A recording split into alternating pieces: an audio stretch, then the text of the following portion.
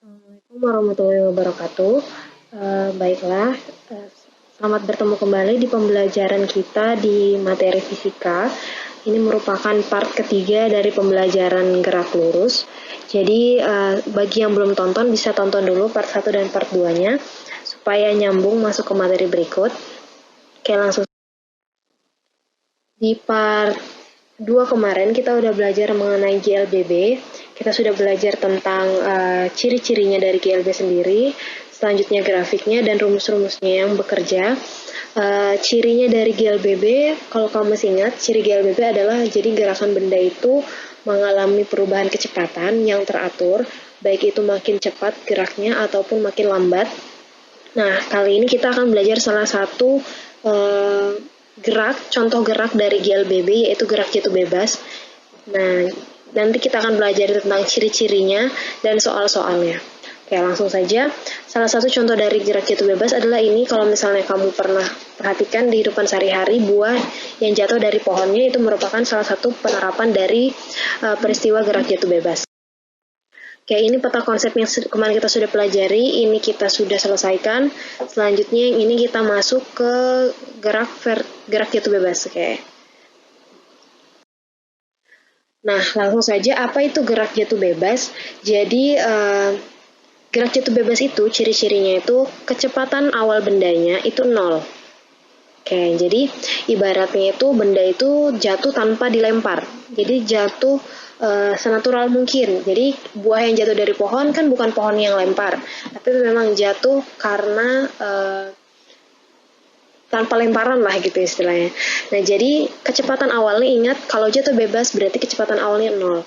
Kalau kamu juga melempar benda, bukan melempar benda, ibaratnya menjatuhkan benda itu cenderung tanpa ada lemparan kan, karena kamu tidak sengaja. Nah, itu berarti kecepatan awalnya bisa kita anggap 0. Nah, jadi pada gerak jatuh bebas, percepatan yang bekerja adalah percepatan gravitasi bumi. Nah, kamu udah ingat kan kemarin kita udah kenal yang namanya percepatan. Nah, percepatan kalau di simbol gerak lurus berubah beraturan kemarin adalah A. Nah, saat ini kita belajar kalau gerak lurus di gerak jatuh bebas, percepatan yang bekerja adalah percepatan gravitasi bumi. Simbolnya G. Nanti nilainya adalah 10 atau enggak 9,8. Jadi untuk di kasus ini A nanti itu kita biasa pakainya dengan simbol G, besarnya itu bisa pakai ini atau bisa pakai ini.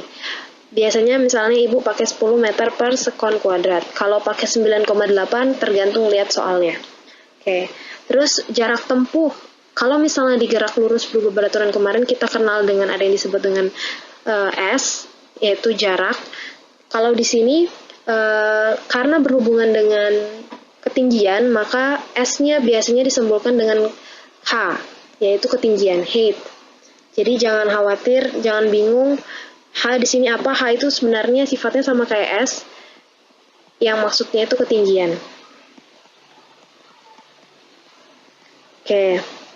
Nah, bagaimana sih konsep dari gerak jatuh bebas? Kok bisa disebut dengan gerak lurus berubah beraturan? Jadi, kenapa dia bisa disebut dengan gerak lurus berubah beraturan? Karena seperti ini. Gerak lurus berubah beraturan kan pengertiannya mengalami pertambahan kecepatan ya, yang beraturan. Nah, jadi kalau misalnya benda itu dijatuhkan dari ketinggian, dia juga akan mengalami pertambahan kecepatan. Jadi misalnya nih, benda ini, kalian perhatikan benda ini dijatuhkan dari titik A. Nah, titik A ini ketinggiannya sejauh H dari permukaan tanah.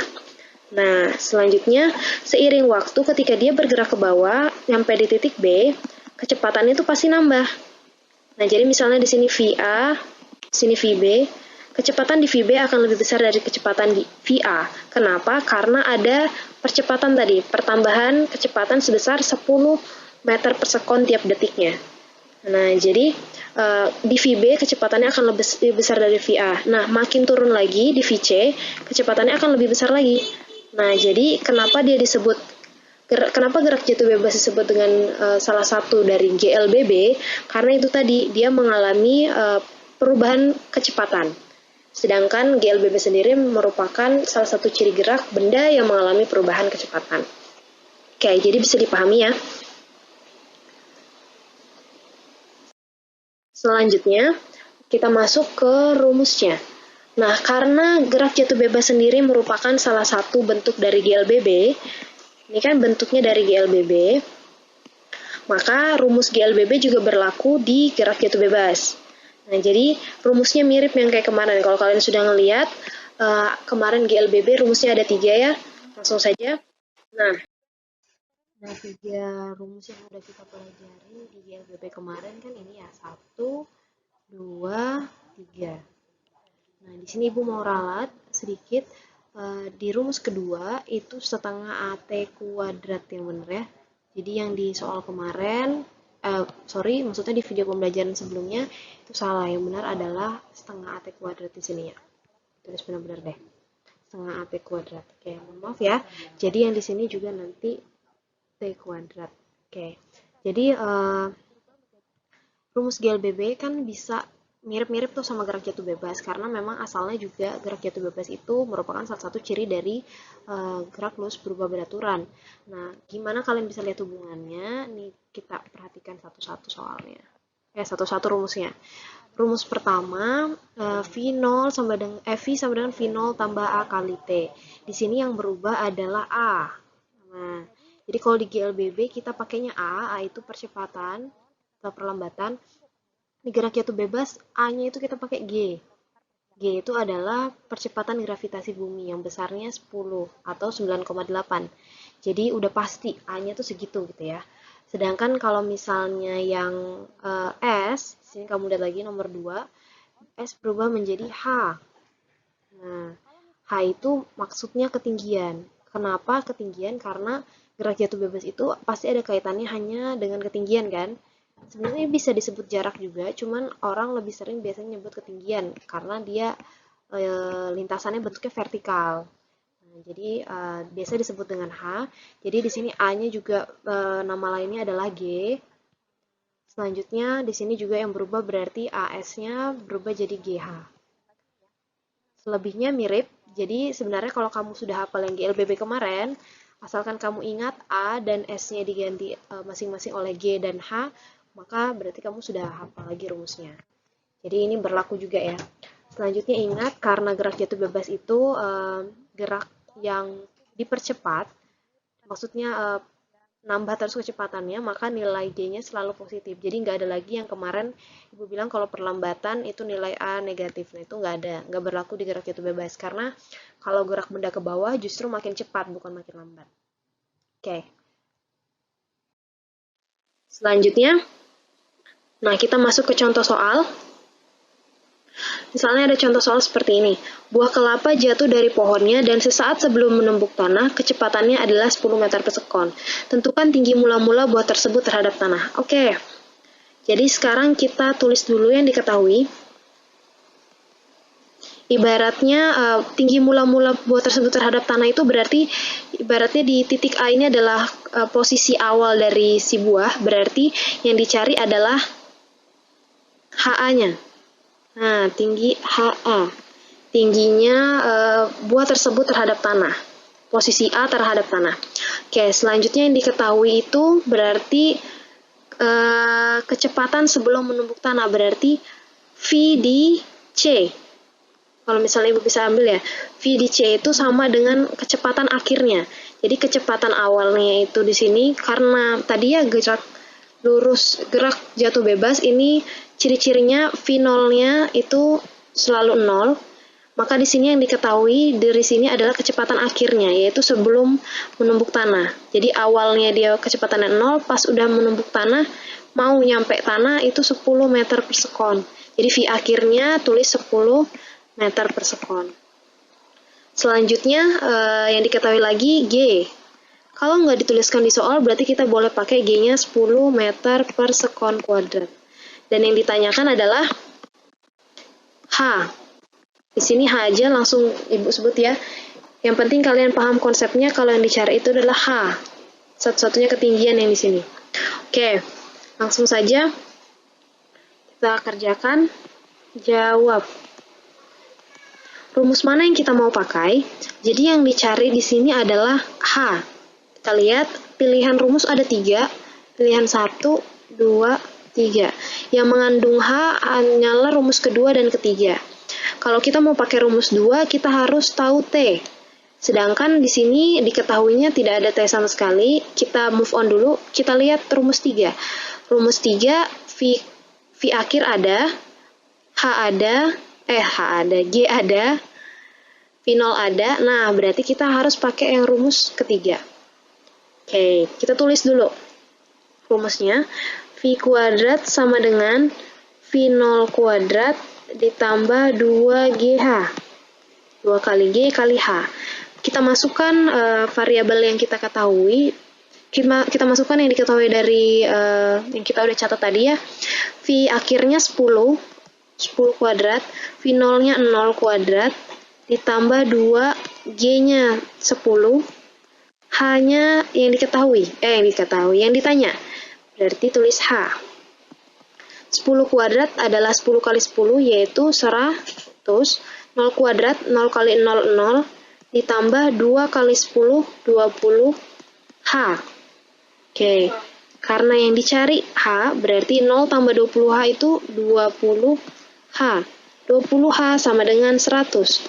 Nah, jadi 20 dikali H sama dengan 100. Kalau mau cari H, karena ini dikali, kita pindah ruas 20-nya, perkalian pindah ruas jadi pembagian. Berarti 100 per 20, dibagi jadi 20-nya.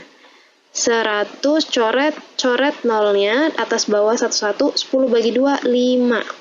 Satuannya 5 meter.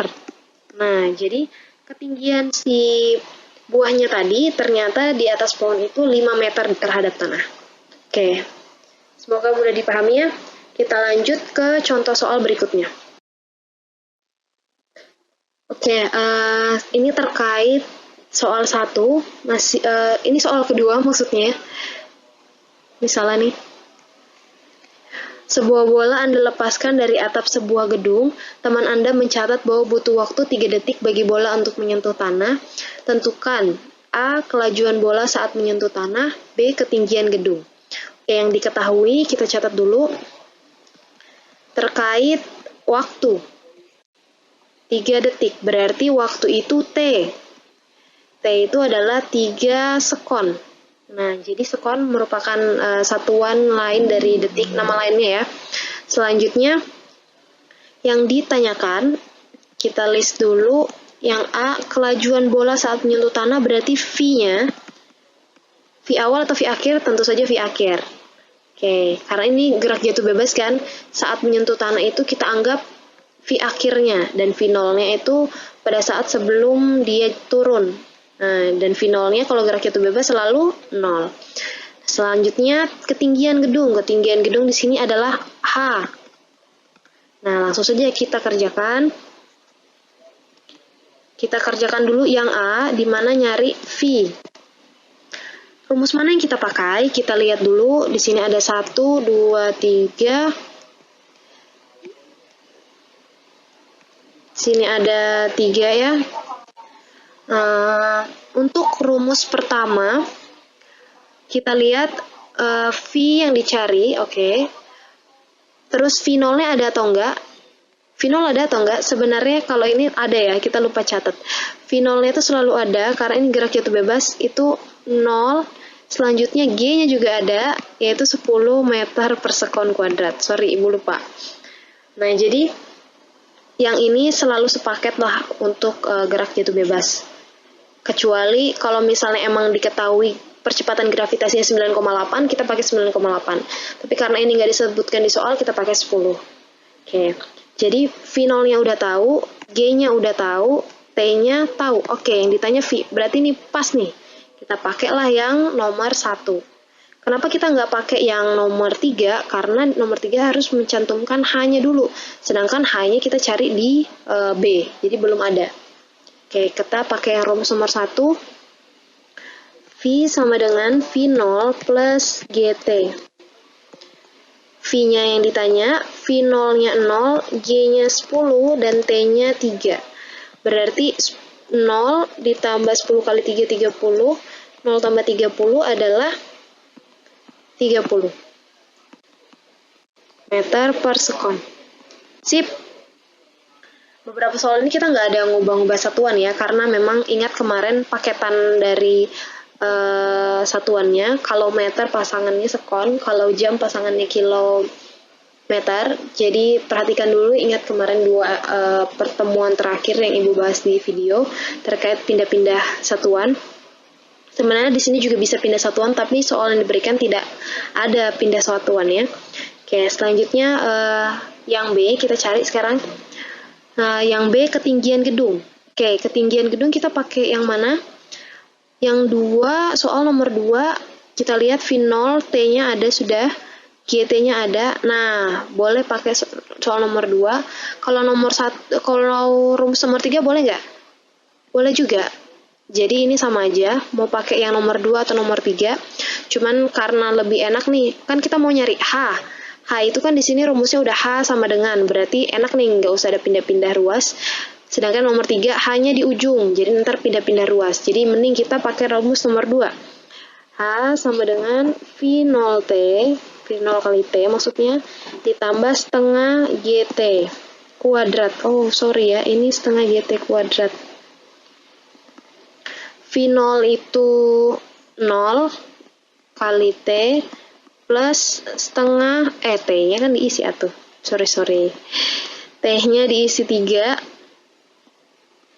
kali setengah, G-nya itu 10, T-nya 3 lagi kuadrat. 0 kali 3, 0, ditambah coret-coret 5. Berarti 5 dikali 9. 5 kali 9, 45 ya. Berarti 0 tambah 45, 45 meter. Nah, jadi gedungnya diibaratkan tingginya tuh 45 meter. Which is really tinggi banget ya. Jadi tinggi banget, nggak apa-apa, ini kan soal aja. Oke, jadi bisa dipahamin ya.